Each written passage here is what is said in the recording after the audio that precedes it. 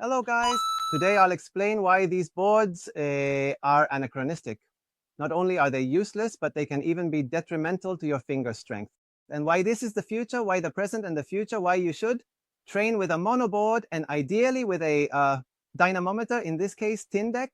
But I'm going to explain it to you here with apples and pears and show you why working with one of these classic boards is the worst thing you can do. For 30 years, these boards have been used for finger strength training. In fact, I used it for about 20 years for sure. Researched a lot about it, gave research theses and so on. And the truth is, I used it, and I used it with my students for a long time, but it didn't give me good results, just like that. And of course, when Tindeq appeared, that is a dynamometer plus a monoboard, things changed radically. But I'm going to explain why, because this is not just an opinion.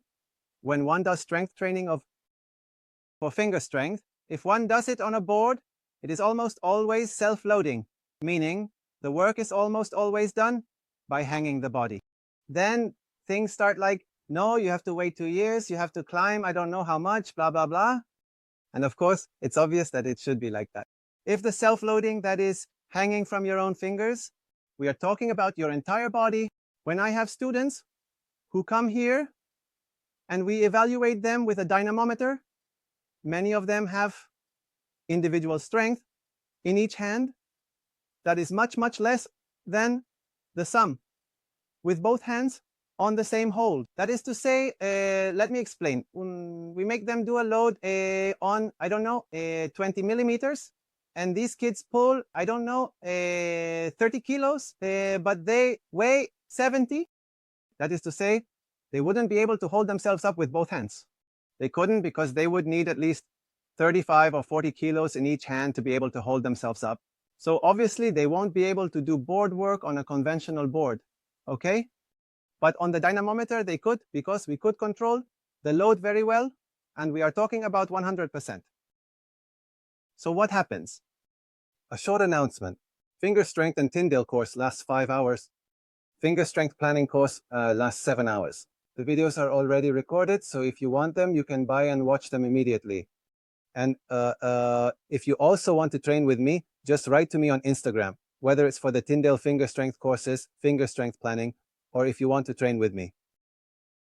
That thing about that you have to wait 2 years, that the grade here, there, on a board, it's obvious that it can't be done because the loads you have to produce on the board are very high. And why? Because it's your own weight, which is not the same as a dynamometer. But more than that, it's that we can't control the load because in a way, it's just sensations. Look, Anitai, you know you're going to hang on 25, 20 millimeters, 10 or 15 or whatever. And let's see how you feel. Let's see how many seconds you last. Let's see what's here, what's there. But ultimately, they are just sensations. There is nothing objective about what I have to do on the board versus a dynamometer where it gives me kilo by kilo, gram by gram, what the person is pulling.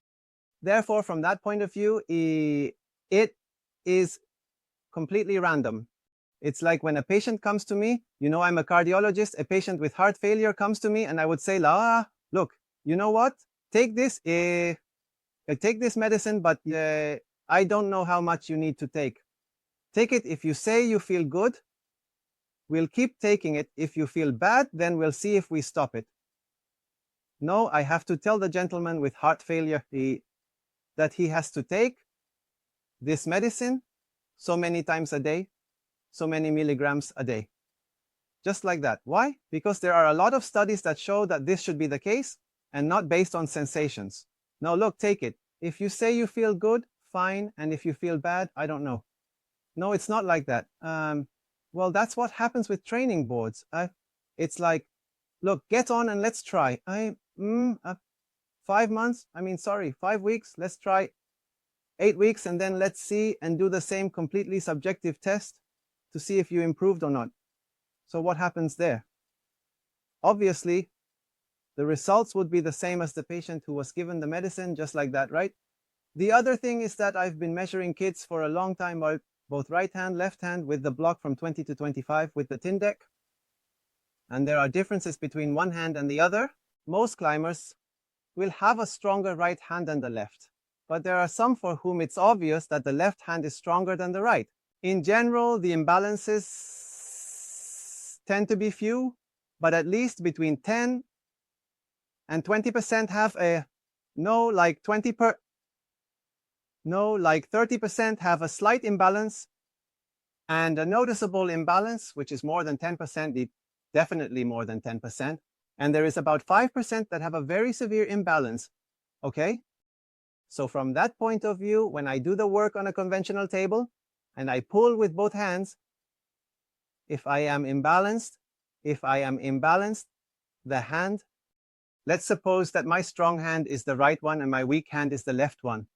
If I hang with both hands on that table, my right hand, which is stronger, will grip more, and my left hand, which is weaker, will grip less. But unconsciously, my right hand will start to grip more and more, and my left hand will start to lag behind. And what will happen over time? That although both hands can improve in strength, the imbalance will become worse. And I have seen that. And the other thing, when we do classic boards, since it's all just sensations, right? That it says 5 seconds, which now we'll see how long it lasts and doesn't last and blah, blah, blah, blah. And that depends a bit on the day, because there might be days when you feel super strong, you pull, great, you improved a lot, and oh, all the applause is with strength. And just that day was the day you were super balanced, but it turns out that the rest of the days were terrible. Or it could be the complete opposite, that just that day you hadn't slept well, hadn't eaten well, were tired, they measured it, and things went worse. So there's no way to objectively determine in a classic chart if that person is really improving or not day by day, which doesn't happen with a dynamometer, where you can measure day by day, or rather day by the week's measurements, and keep seeing what happens. The other thing is the workload. The workloads in a classic chart, as I said, are sensations. So the classic work said, no, look, you have to pull at 10, or you have to pull at 15, or you have to pull 20. But look, add weight, don't add weight. So in the end, it's a mess. Currently, what I'm doing is having all my students go to a 20 or 25 edge, whether it's a normal edge or a stepped edge, okay? And what I work on is the load. Because finally, and I already said it in another video that you can see here, guys, what matters is that the muscle generates contraction and the central nervous system generates a signal. So from that point of view, I'm not interested if they're pulling a 10, 15, 20, or 25 edge, nothing more than that. Someday I will explain why. Because what interests me is the load my muscle is receiving and the load that is and the signals my central nervous system is sending. So I can do everything on a 20, and since I have the dynamometer, I can always measure the load, which is the difference with the classic board, where the classic boards say, look, we're going to start on a 20 edge and then move to a 15, then move to a 10. Why? Because since we can't control the load and can only measure sensations, my sensation on a 20 edge is that I can already hang. But now I'm going to my sensation on a 15 or 10 edge.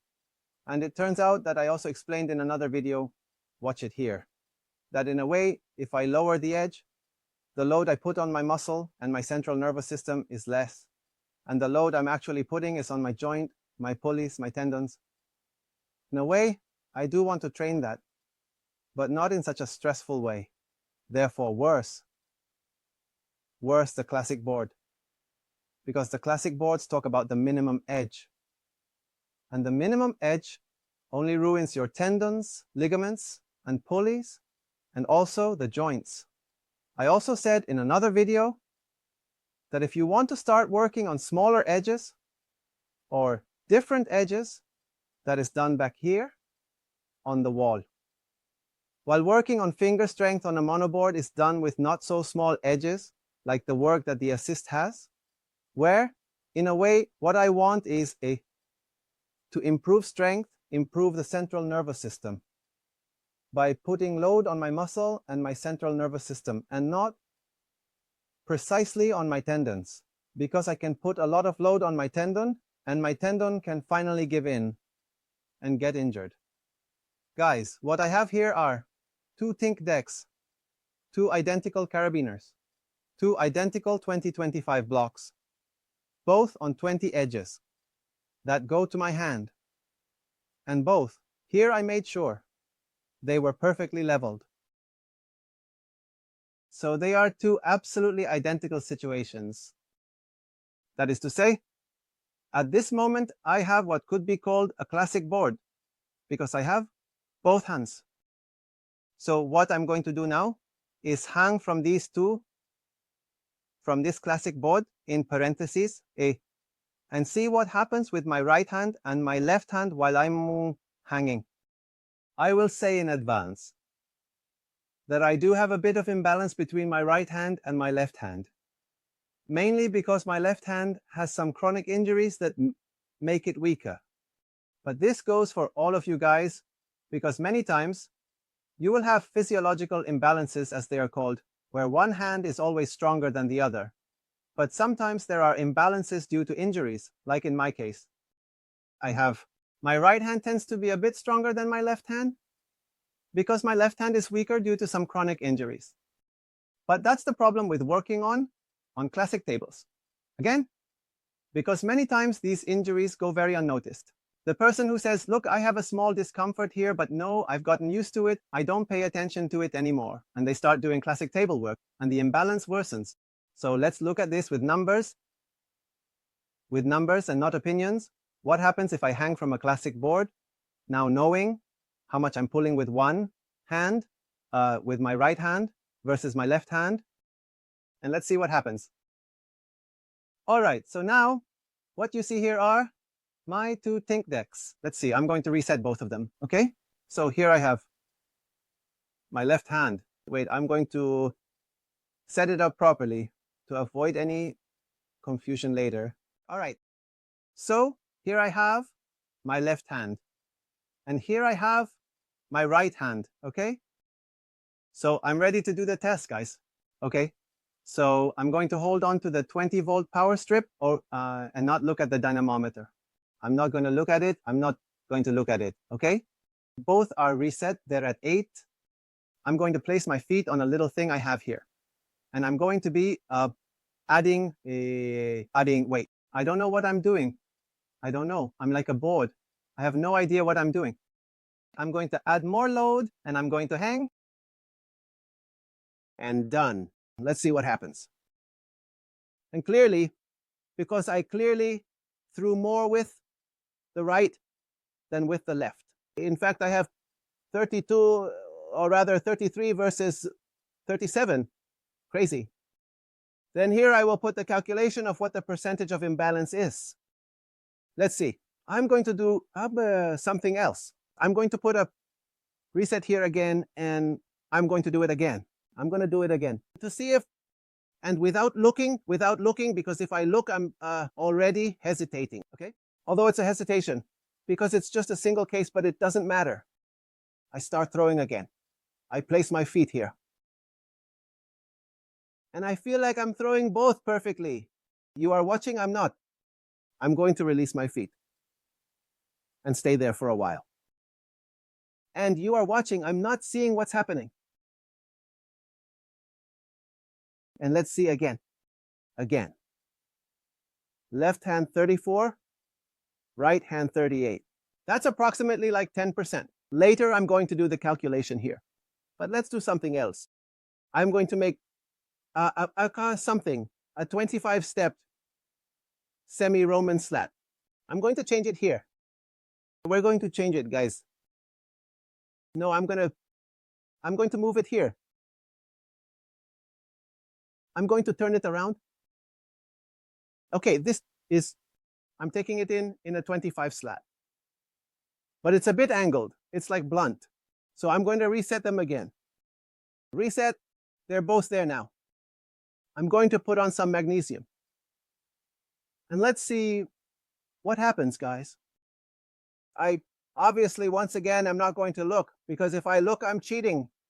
So I'm on a classic board. Okay? Why? Because this is classic. You pull and have no idea what you're doing. So again, I take it, I get comfortable. All right. And I start. And here it's already hard for me because it's blunt, but I think I can lift my feet. And without looking, I see again, wow, dude, look. 32, 39. Just like that. Just like that. Incredible, man. What did I just tell you? Because obviously I have students who are doing this, and I already have years of experience in this. First with the classic board and now with the dynamometer. Almost 5 years. And they don't talk about this, and I don't understand why not. We continue with the anachronistic things. Hey, it's like if a doctor treated pneumonia with penicillin, penicillin still works. It's not that it doesn't work, but penicillin was invented almost 100 years ago, and no one uses it for pneumonia anymore. No one. Well, the classic tables are the same. As penicillin, I'm not going to use penicillin for pneumonia. I'm going to use another type of antibiotics, much more modern, much more effective, and with far fewer problems. Think about it, okay? Stop. Stop using penicillin for pneumonia because it will not go well for you. The example I just showed you is an example of a classic table where I hung from both hands and demonstrated that one hand is different from the other. And that means that the imbalances, if I don't catch them before starting a finger strength workout, can worsen. Just like that, they can worsen.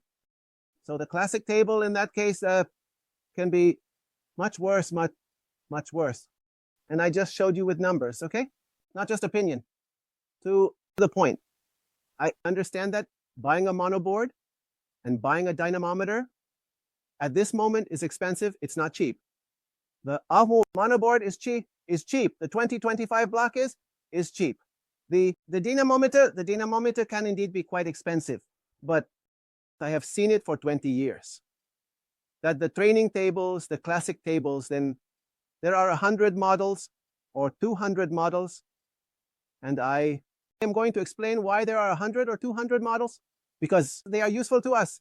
And why are they useful to us? Because as a model appears and they say, let's try here. Yes, but I feel that it doesn't work. So let's take out another model. Yes, this one seems to work. And after a while, no, it seems it doesn't work for us either. And so on. So the model comes out one after another, one model after another, one model after another. Why? Because none of them work. Just like that. So since none of them work, it's like they keep inventing one thing after another. It's the same as the remedies for baldness. The remedies for baldness don't work. It's true that some say a little hair might grow. I don't know. But the truth is there's none. None that's miraculous, okay? That makes you apply something on the scalp. And wow, you get a mane like a lion. That doesn't happen. The other example is 30 years ago, there were 1,000 remedies for impotence. And why were there 1,000 remedies for impotence? Because none of them worked. But guys, I'll leave this to you. The men who suffer from impotence, what remedy do they use? I'll leave it to you. I know that everyone is going to mention just one remedy. Why? Is that because it works? So from that point of view, when you find something that works, like a dynamometer, everyone will know about the dynamometer. And that's why Tindeq has been so well received, because it works. So when you talk now about finger strength and wanting to improve finger strength with loads that correspond without ruining your fingers, everyone will remember that there is one thing that does work, which is a dynamometer. Okay? And in this case, Tindeq, and hopefully a good monoboard when the block 2025 continues. Guys, a lot to talk about in this, but we'll leave it for another time. Subscribe, follow me, because I have a lot to say about this information, but little by little, oneno, as my grandmother used to say, good things come slowly. A hug. Bye-bye.